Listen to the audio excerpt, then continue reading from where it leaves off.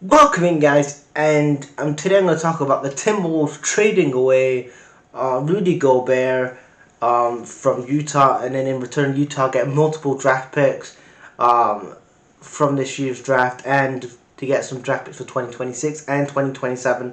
So they traded away Beverly, Malik Beasley, Jared Vanderbilt, Bernardo, Walker Kisler,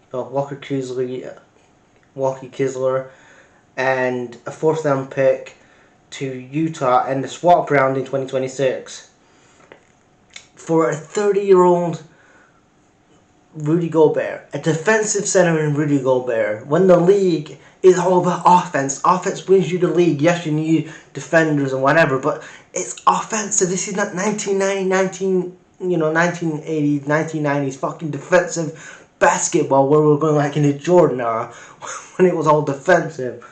Like, this is offensive. You look at the Eastern and especially the Western Conference where the Timberwolves are, and they've got to compete against the Warriors. They're going to definitely go again.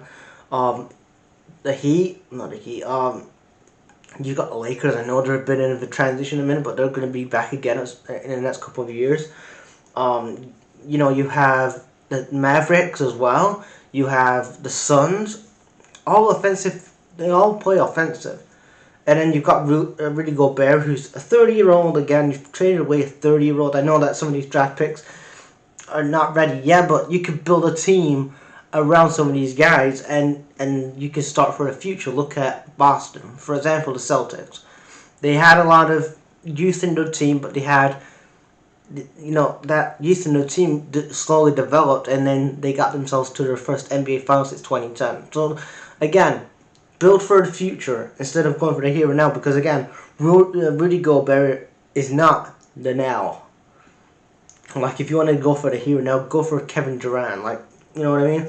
But let's talk about his stats. So Rudy Gobert, he's 30 years old, 7'1", and he's a All-Star Defensive Player of the Year 3 times, which, again, in today's NBA doesn't mean shit because it's all offensive.